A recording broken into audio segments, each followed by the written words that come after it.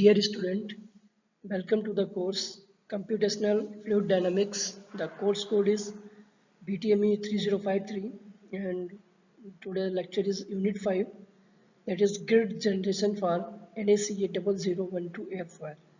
Actually NACA 0012 airfoil is particularly a special type of the airfoil used for the design of the aircraft wing. NACA stands for National Advisory Committee of Aeronautics, and the codes that are written 0012, they are used to for a particular series. When these values are put into the equations that has been derived for the shape of the airfoil, these values directly provide the properties and cross section of the wing. So today we will see as a practical example that if we have a NACA 0012 airfoil and we are going for the grid generation for this particular airfoil and want to find out the properties when that is interaction with the air, so we will see that what kind of grid is suitable for that. Okay, so let's recap the previous lecture. In the previous lecture, we have seen different grid generation techniques. There we have found that hyperbolic unstructural technique was more suitable. And during the grid generation technique, we have studied that how the size and that is aspect ratio of the grids are, how much it is important. And second important thing was that is the solver that we are using that is supporting our grid structures that we have discretized or not. Then we have seen some modern advancement in grid generation, because if the your grid size is not proper, or they are more dense or they are more finer, so in the case of the grids are more dense, means in that case the simulation times for the solver increases too much, and sometimes the solution that we are getting that is not appropriate. And in the same way, if the grids are too finer, then the solution is also not appropriate, and we have a huge difference between the exact solution and real solution. So during that previous lecture, we have studied about the different grid generation technique, and we have also seen that what should be the quality of a good grid, and we have seen that which method is recently used for the grid generation. And for the today lecture is our objective is to study the grid generation for the NACA 0012 airfoil. So there is our airfoil NACA 0012, and for that we will see in today's lecture the electrical grid that is generated for this airfoil, and we will study or compare with this grid generation that is electrical with others available grid generation technique. So many problem of the computational fluid dynamics involves a domain of spatial variables. As we have gone through our previous lecture, we have seen that what are the properties we are going to study. They are the function of the space and as well as the time coordinate. If the problems are too complex problem or real problem, then the problem is not always a steady state problem, and in that case the properties varies with the space and as well as the time. So when I am talking about the discretization, we also talk about the discretization of the space and as well as the discretization of the time. So when we are talking about the discretization of the space, what we do, we generally break our components or element into small finite size elements, and these finite size elements in most of the cases have the straight boundaries, means the when we are breaking our particular component into a smaller number of components, these components like triangular, your quadrilateral, for the 2D, your quadrilateral with one node at the center, quadrilateral with node at the middle of the edges. So these are the different elements in which we are breaking the our space, in which for that we want to find the solution. Like if we are in volume, so we are making tetrahedron, octahedron, these are the different elements. So what the observation is that in all these type of the elements the boundaries are straight, but this is not the necessary that you always get straight boundary. Okay, because when you have a element that is curved in nature, so when you are going to break into triangle, the outsiders finite size element that you are breaking into the triangle, they don't have the straight base. Okay, so the idea is that boundary of these domains are generally curvilinear. They are not straight, they are curved. Okay, so this gives rise to the problem of the difference approximation of spatial derivatives in the cells in the neighborhood of the curved boundaries. Like we are messing the system and the boundary is curved. So whatever the elements we have taken, either it is 2D or 3D, the bound at the boundaries we are not getting the edges as the straight line. Okay, so here some difficulties arises comes. So these difficulties can be sustainably elevated by using the curvilinear spatial grids fitted to the boundary of the spatial domain of interest, and that is the same problem why we are taking it here, because NACA 0012 that airfoil also have the curve boundaries. Okay, so when we are going for the meshing, in that case we are not having the straight edges for the element those who are lie on the boundaries. So the creation of point in these grids is done using numeric grid generation. Okay, so grid generation techniques can be subdivided into two big classes. First one is the algebraic techniques, and second was the technique based on the numeric solution of the certain partial differential equations. So let's talk about the concept. Suppose that this is your physical domain. Okay, this is your y-axis, this is x-axis. Now you see that up to here we are having the square elements. Okay, but as we move from here to here, the boundaries are curved, they are not straight. So the elements that lies on the boundaries, they don't have the straight edges, they have the curved edges, like you can see there. Okay, this is your physical domain.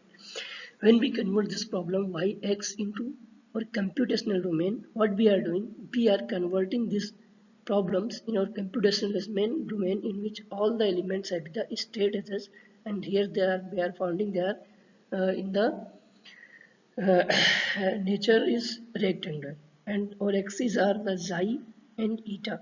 At this point the value of xi is 0 0. Here the xi is 1, that is going to be I equal to I max minus 1, eta 0, and this point eta is equal to 1, xi equal to 1, and this point your we have j max minus 1, that is your eta. So this is your physical domain, and from this physical domain we have transformed into our computational domain. So in both the techniques it is tried to find a one-to-one mapping. So we have taken a point here x, y, and corresponding to that point we have find another point in another coordinate system, that is eta and xi.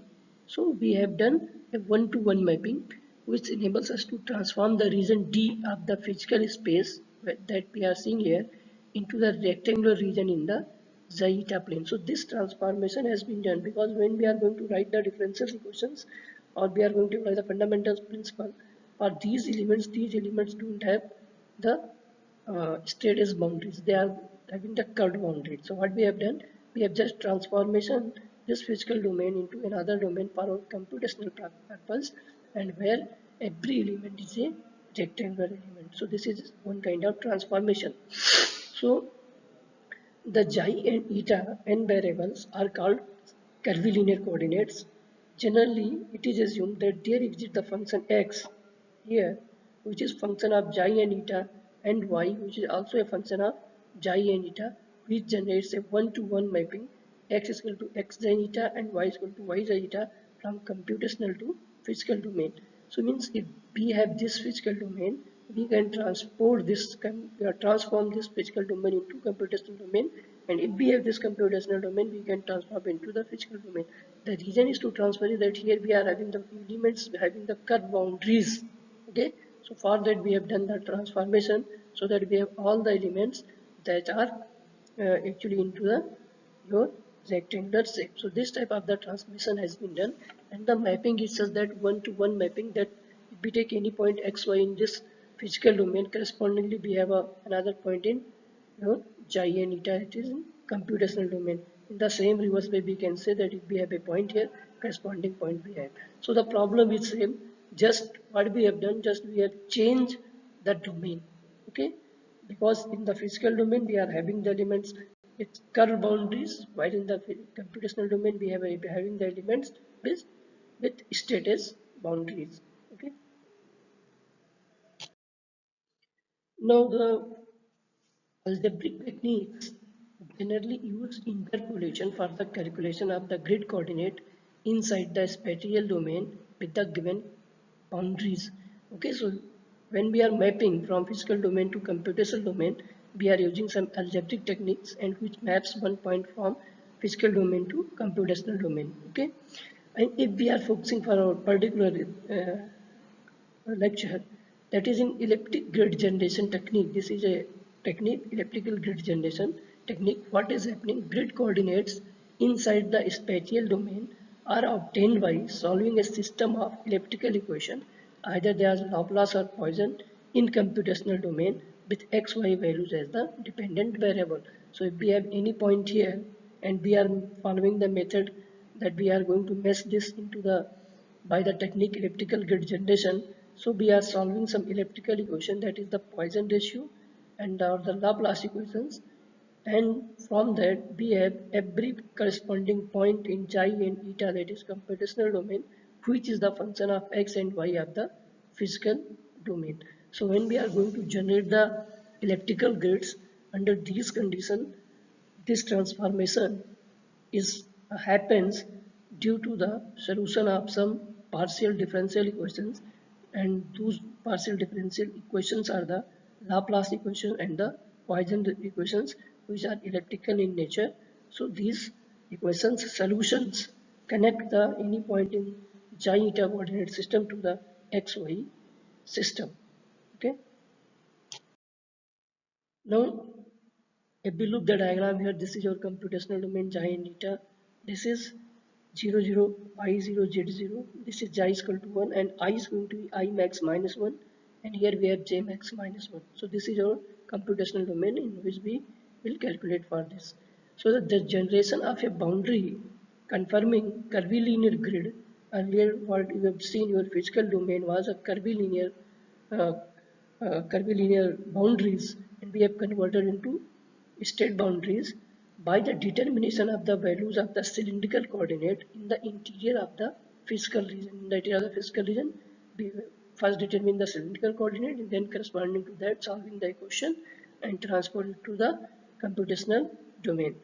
In physical region, from specified values on the boundary of the region, one coordinate xi or eta will be constant on each segment of the physical boundary curve, while the other varies monotonically along the segment.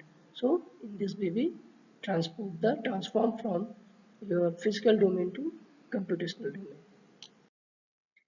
Now if we look the diagram, what we are observing that on the sides of a rectangular computational domain where xi can varies from 0 to 1, or we can write a 0 I less than equal to I max minus 1. I max minus 1, the maximum value is going to be 1, and 0 eta variation is from 0 to 1 or 0 to j less than j max minus 1, such that b can define xi is equal to I over divided by I max minus 1, and the maximum value of I max minus 1 can goes to be 1. So maximum value of xi we have 1.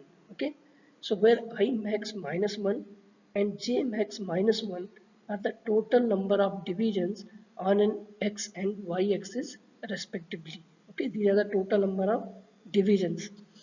So in the computational domain, our problem reduces to solving for x, which is function of xi eta, and y, which is function of xi eta coordinates. Okay, so algebraic as well as elliptic grid generation technique were used into the present work. So what is your present work? We are doing elliptical grid generation for NACA 0012 airfoil. Okay, so we are adapted this elliptical grid generation, and the output from algebraic grid generation technique, whatever the output we are getting from this grid techniques, served as initial values for elliptic grid generation routine. So we need to start the problem. So by applying these conditions of the algebraic equation, we first obtain the some initial solution, and these initial solution are going to be the start value for the elliptical grid generation routine.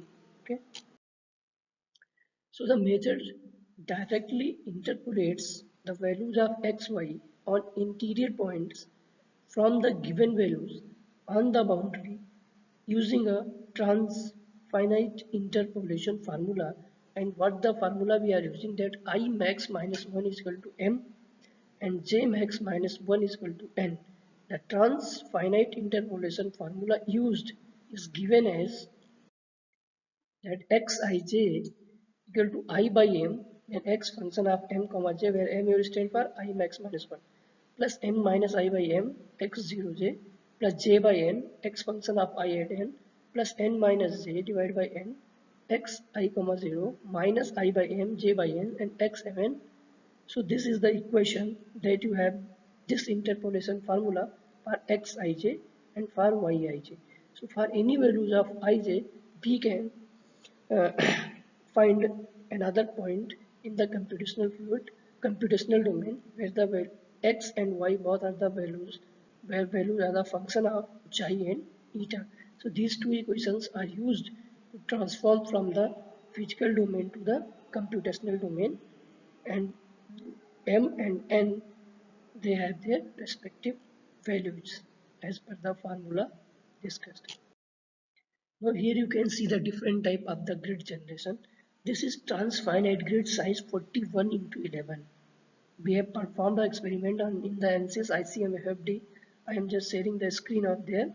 So here we have transfinite grid size was 41 into 11. This was elliptical grid, and this is obtained from by solving the Laplace equation and generated the grid using the Laplace equation. And this is the third figure where again this is a elliptical meshes or elliptical grid generation, but this has been derived by using the Poisson formula to generate the grid, and all these have the size 41 into 11. Okay, so these are the different type of the grid that has been generated for NACA 0012 airfoil, and analysis has been carried out in ICM CFD. Okay, now let's summarize the lecture for that. So C-type elliptic grid was generated around a NACA 0012 airfoil by solving a system of Poisson equations that you have seen in the previous slide. Control function P and Q, which are the function of zeta and chi, were generated using formula given by Joy-Thomson that also has been discussed. Grid was also generated using transfinite interpolation technique, the result from which were used as initial guess for elliptic grid generation. Okay. Third point, by setting P xi eta equal to Q xi eta equal to 0, grid could also be computed for system of Laplace equations that you have seen in the previous slide in the diagram, which is uniformly distributed irrespective of the stretching specified on the boundaries. Okay. Reasonably good quality grids can be computed by solving a system of Poisson equations using Joy-Thomson formula for specifying the control functions. Although for highest quality grid, one has to apply orthogonal boundary conditions. So particularly in today's lecture, we have seen that we have generated the grid by three methods. Okay, one was the uh, transfinite interpolation technique, and then we have used the grid generation elliptical, in which we have generated two type of the grids. One was the solving by the Poisson ratio, another one was the by solving the your Laplace equations. Okay, so these are the reference books that you can follow for your study.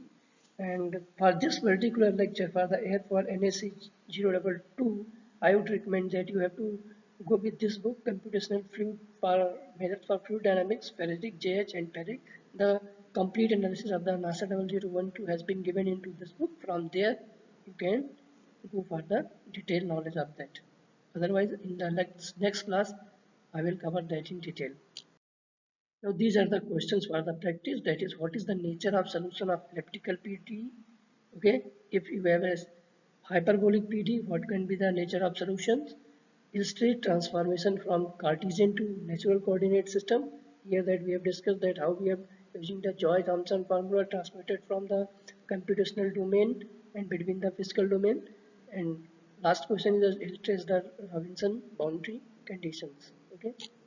So in today's lecture, we have gone through the grid generation technique for the NACA 0012 airfoil, in which we have compared three types of the grid generations. One was the elliptical grid generation using the Poisson ratio, and another was the elliptical grid generation for the your ele- for NASA airfoil Laplace equation by solving them. Because when we are going for the elliptical grid generation from the simple uh, problem in at the inner, we solve these partial differential equations Laplace and Poisson, and these solutions are going to be the initial solution for the grid generation technique in that. Okay, and I have not covered the analysis for this particular NACA 0012 when we have generated the grid by the elliptical methods, that we cover detail into the coming lectures. Here only we have focused on what are the grid generation techniques available for that. So thank you for today's lecture. Hope you have enjoyed the lecture.